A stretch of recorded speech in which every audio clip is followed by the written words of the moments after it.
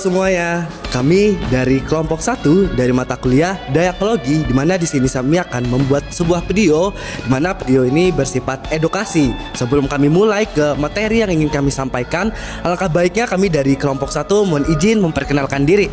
Perkenalkan, nama saya Arif dengan NIM 24 30 10 70 20 012. Halo, saya Putri Marcella dengan NIM 24 30 30 70 248. Halo, perkenalkan nama saya Christian Feraldo Nugroho dengan NIM 24 30 10 70 20024. Halo semua, kembali lagi bersama saya Christian. Nah, di sini saya sudah berdiri di belakang yang namanya Huma Betang. Ketika mendengar kata Huma Betang, tentu saja kita sebagai suku Dayak asli yang tinggal di Kalimantan sudah tidak asing lagi didengar. Nah, Huma Betang sendiri merupakan huma adat dari suku Dayak di Kalimantan Tengah, yang dimana berbentuk rumah panjang dan berdiri di atas tiang-tiang yang tinggi. Kemudian Huma Betang ini sejarahnya lahir dari kebutuhan masyarakat Dayak untuk dapat hidup bersama di tengah hutan Kalimantan secara aman. Kemudian Huma Betang sendiri selain sebagai tempat tinggal, Huma Betang merupakan pusat kehidupan sosial, ekonomi, dan budaya, serta juga tempat masyarakat Dayak atau masyarakat Kalimantan untuk dapat belajar saling hidup rukun dalam kebersamaan. Arsitekturnya yang tinggi ini berfungsi sebagai melindungi dari berbagai bencana alam seperti banjir, kemudian melindungi dari yang namanya serangan binatang buas, dan juga ancaman dari perang-perang antar suku di masa lalu. Sehingga satu Huma Betang ini bisa dihuni oleh puluhan hingga ratusan orang dari berbagai keluarga. Nah, selain dikenal sebagai rumah panjang, Huma Betang juga melahirkan yang namanya falsafah hidup yang hingga kini masih dipegang oleh masyarakat Dayak. Ada beberapa pilar-pilar utama yang menjadi falsafah Huma Betang. Yang pertama ada kebersamaan, yang dimana di sini hidup dalam satu rumah yang besar atau rumah yang panjang ini menuntut setiap orang untuk saling membantu, saling menolong, dan saling bergotong royong. Yang kedua ada kesetaraan, yang dimana semua penghuni dianggap sama tanpa adanya perbedaan derajat. Yang ketiga ada toleransi, dimana meskipun ada perbedaan keyakinan, adat, dan latar belakang, semua tetap hidup rukun dan saling menghargai. Dan yang keempat ada kekeluargaan, dimana terjalinnya ikatan persaudaraan yang kuat dan erat sehingga layaknya sebuah keluarga besar. Dan yang kelima adanya musyawarah, seperti di setiap persoalan dapat diselesaikan melalui suatu mufakat. Dan yang terakhir itu ketaatan pada hukum adat dan alam. Seperti yang kita ketahui, masyarakat Dayak itu sangat menjunjung tinggi yang namanya aturan adat dan dapat hidup selaras dengan alam. Karena menurut mereka, alam sendirilah yang memberikan sumber kehidupan. Terima kasih. Baik, selanjutnya kita akan masuk ke materi, yaitu teori yang relevan dengan falsafah Huma Betang. Yang dimana Huma Betang bukan sekedar rumah adat Dayak, tetapi juga filsafat hidup yang menekankan kebersamaan, toleransi, dan juga kesetaraan. Jadi hidup bersama di satu atap mengajarkan manusia berdampingan dalam perbedaan.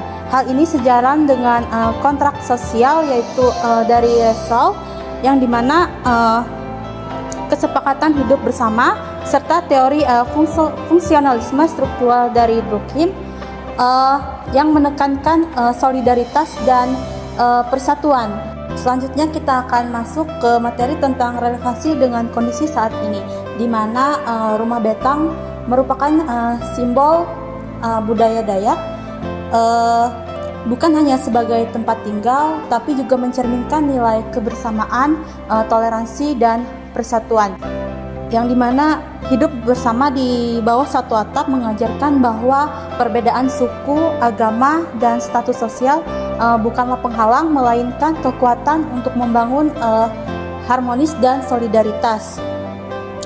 Selain itu, falsafah Huma Betang juga menekankan pentingnya hidup selaras dengan alam, Jadi ajaran ini sangat relevan untuk menghadapi isu krisis di lingkungan global yang semakin mengkhawatirkan ini, karena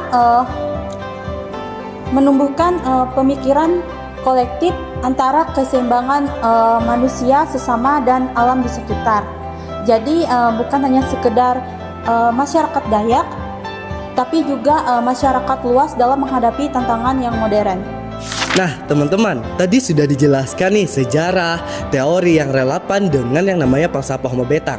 Namun, di sini saya akan menjelaskan apa saja sih sebenarnya tantangan dalam mengimplementasi falsafah Homa Betang, terkhususnya untuk anak-anak muda. Nah, teman-teman, ternyata kita sekarang berada di eranya globalisasi, di mana perkembangan zaman seperti teknologi, modernisasi itu sudah tidak bisa kita hindari. Tentu itu dapat mempengaruhi baik itu dampak positif maupun negatif.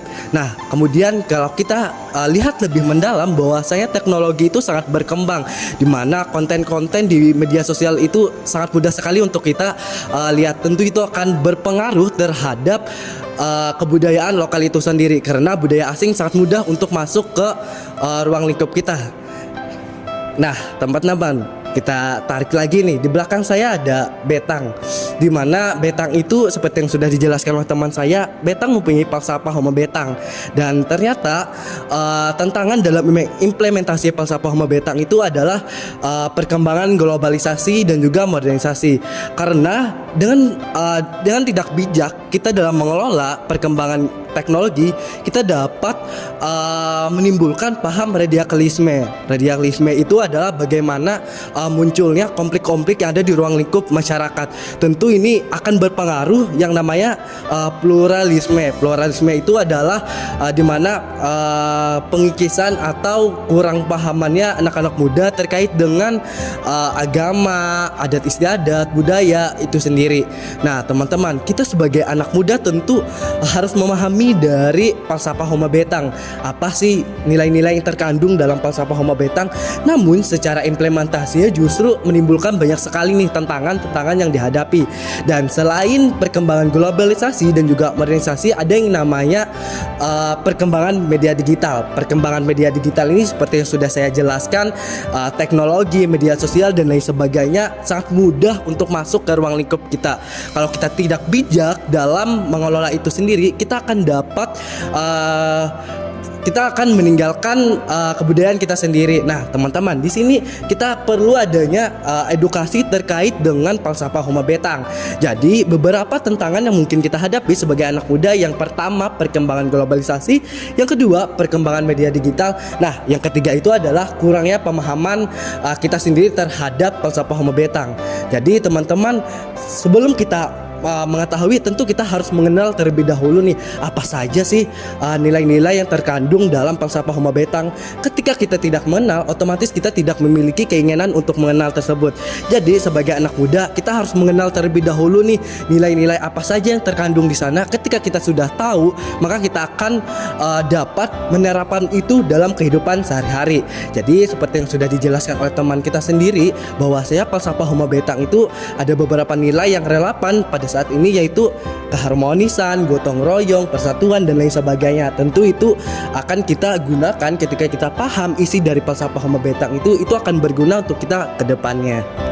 Nah, teman-teman, cukup sekian penjelasan dari kelompok 1. Kami ucapkan terima kasih. Mohon maaf jika ada kesalahan kata atau kekurangan dalam penyampaian materi, khususnya atau dalam membuat video produksi ini. Terima kasih.